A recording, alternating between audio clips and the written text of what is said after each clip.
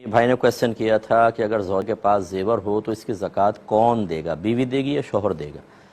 देखें, जब एक इंसान आकिल बालिग हो जाता है तो शरई अहकाम का मुकल्लफ हो जाता है, यानी उसकी तरफ पे शरई अहकाम मुतवज्जे होते हैं।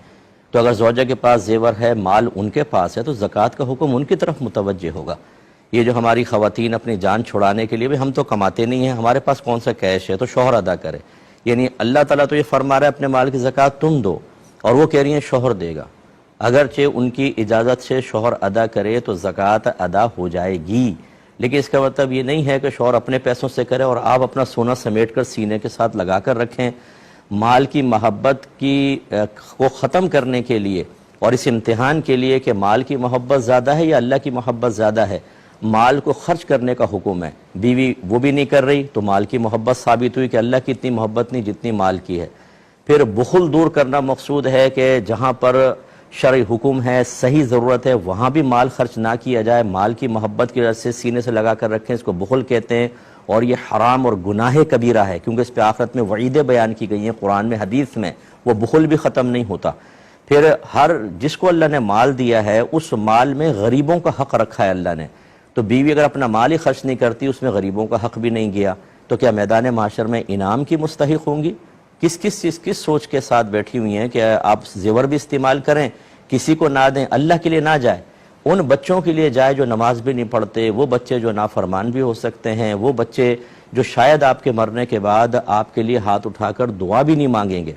अपनी औलाद से मैं कोई नफरत के लिए नहीं कह रहा हूँ, जैसी भी औलाद हो सबको प्यारी होती है, आप उनके लिए कुछ करके जाएं, ये भी मजहब मना नहीं करता। लेकिन मैं तो एक आपको ये सोच और फिक्र दे रहा हूँ कि आप तकाबुल तो करके देखें किन के लिए आप जेवर छोड़ के जाने के चक्कर में हैं। ऐसी औलाद के लिए, और जबकि अल्लाह ताला ने आपको जेवर भी अल्लाह ने दिया, सेहत आपको दी, इस्लाम दिया, अपने हबीब की उम्मत में पैदा फरमाया, क्या कुछ इनाम नहीं दिया। तो हमारी बहनों को चाहिए कि अपने जेवर से ज़कात निकालें, अगर नहीं है तो शौहर से उधार लेके ज़कात अदा करें, और फिर जैसे भी पैसा जमा हो, ईदी होती है, दीगर होती है, शौहर को वो कर्जा अदा करें। और अगर बिल्कुल कुछ नहीं मिल रहा तो अपना जेवर सेल करें और ज़कात को अदा करें।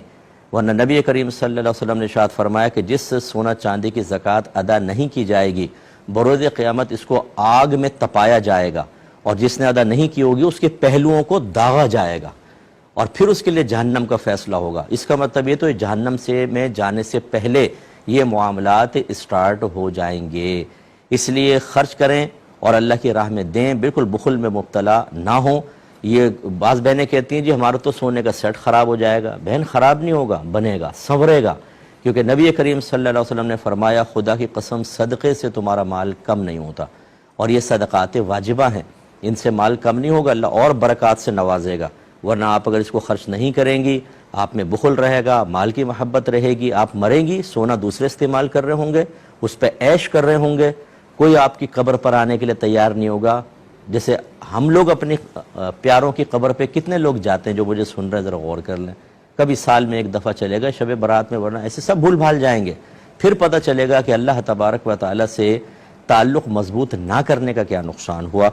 अल्लाह ताला समझ की तौफ़ीक़ अता फरमाए।